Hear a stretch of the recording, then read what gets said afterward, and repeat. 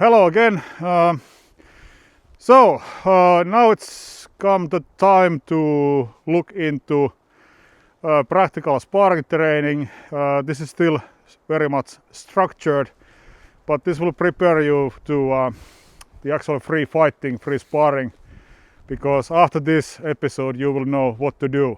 And today we will be using cross-cutting as an example. So there are quite a few techniques. So cross-cutting, this up and down or down and up, and the ribbons, for example, and also the upward cross-cuttings. But the best way to start is to start from the biggest bang for the money. So this will be the downward cross-cutting, and that will already teach you all the fighting principles, and basically you can just fight with the cross-cutting only. You don't need anything else really. It will provide you everything you need. Even though it looks very, very simple, it's actually quite deep technique. Okay, so if you have a training partner, and you should, because this will require a training partner. So how we start this is like we are out of distance. So the first thing for me, I'm the attacker, I'm gonna move into the striking distance and he will then hit me to the head. So the first thing you need to teach your training partner is so that he can hit you when you come to the distance. So either from his right hand side, so he can first hit from the right and then from the left. So the first exercise is, it's a little bit stupid, kind of you do nothing. The only thing you do is you step to distance and he will hit you. So something like that. Okay. So this will teach me falling down, and he's like the range management.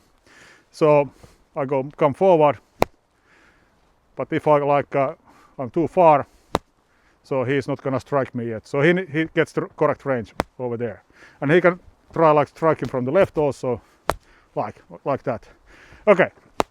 So this gets old really fast, but now he has the basic ability to strike me when I come into the range. And he's stationary in this all the time. Okay, so I don't want to get hit, so what shall I do? So now if you remember from the previous episodes, we have two circles with the sword, and I can pick either one. Today we are using the opposing parry, so it means that if he's striking from his right, I will be actually doing the cross-cutting myself now here. So I'm gonna be doing this to counter him. And in the previous episode, if you remember, so when you are parrying close to your body because you want to be ready for your counter cut. So now the next exercise is that I will step forward, he will try to hit my head, but I will parry it. But I'm not gonna counter yet. So let's try that and see what happens. Something like this. So he really tries to hit me, and I really need to block it. Of course this is easy because I know he's gonna hit my head, but still I have to go in with my head open. And this teaches you like not to be afraid, not to close your eyes when you block it. And you can try from the left shoulder as well. So. And you should get the feeling that you are perfectly safe here. So if I do nothing, okay, he misses. So you can try this. So always tell your training partner that if you do nothing, he should hit your head. Otherwise, it's not the correct exercise. Like that. Much better. Okay. Yeah, really good. So if you are sloppy with your parries or late, you will get hit. Okay, so now we have that one done. And the next progression then is that, okay, I step in, I parry, and then I will have to countercut my opponent. So what he will do, the same thing as before, he only makes one strike and nothing else. So he's not trying to block me. So now I need to be able to countercut. So let's see how that one goes. So starting from here. And you don't have to hit very hard, you know. Because this is an exercise. And now you can also practice your stepping. Let's try from the other side. So I'm initiating, so I'm moving in.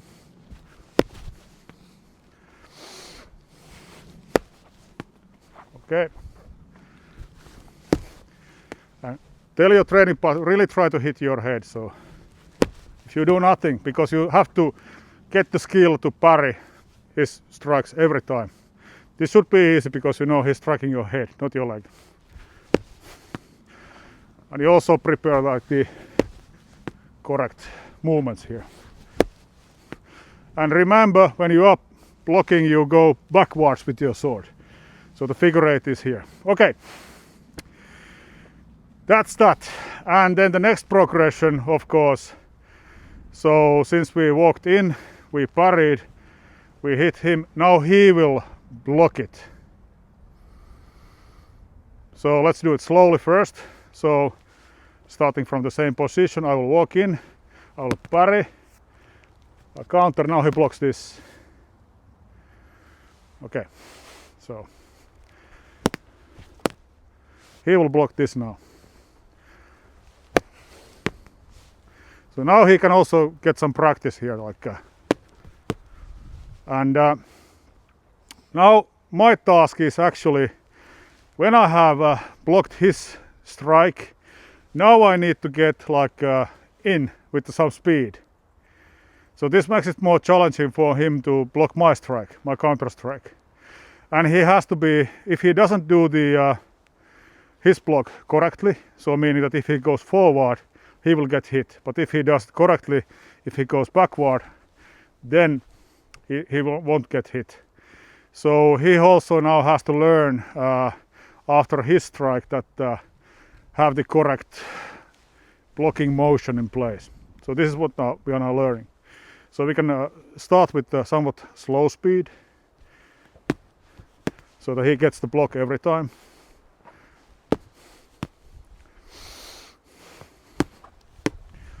And then we can go a little bit faster.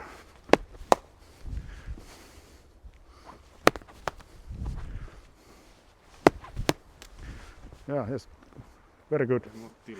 Okay, we need to watch out for the roots. So he's wearing actually medieval shoes, and those are very slippery. It's a little bit wet here. So but you don't have to move. You just go. Yeah. So it's like this.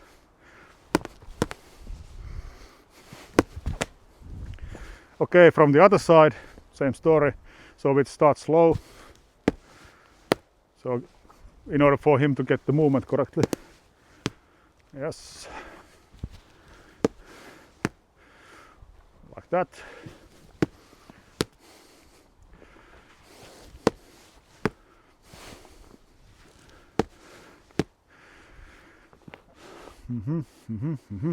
Couple more. You should be kind of, I'm hitting you, you should maybe be hitting me first. So you should hit my head. Yeah. Yeah, I took the role of the attacker. You can also try that, but it's not the point of this exercise. So I let him cut me first. So of course he parries, but now this is the correct one. Right. So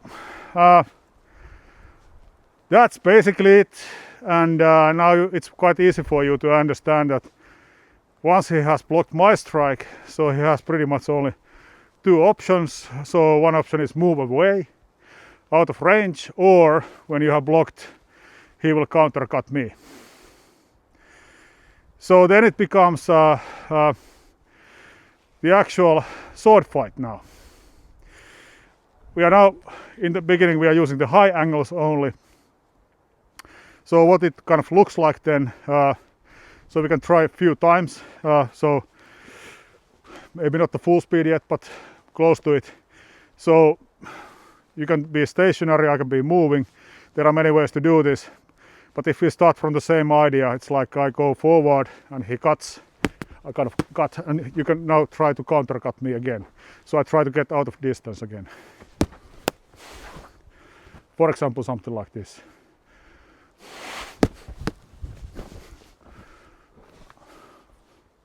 So I go in. This is kind of a fighting training now, depending on your style. I can try to, so I'm using the cross cutting, but I was using the opposing the force cuts. But now if I start here, I can try to use the following the force cuts and see what happens. It's gonna be more difficult for him to parry.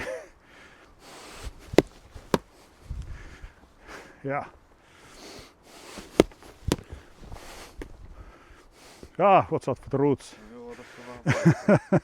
And from the left hand side.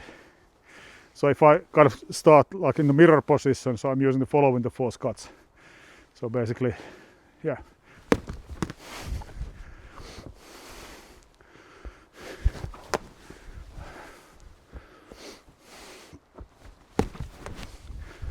Something like that. So you can try this out. And that's how basically the fight starts, using the high angles. Of course you have the options to cut the legs as well. So, but when you are starting out, I think it's a good idea to keep it simple. Just cut to the head, for example, and use only this cross cut motion. And depending how it goes, you will have to use the opposing the force blocks or following the force blocks. And do try to remember the movement as well if you can. It helps you to stay safe and helps you to win the fight.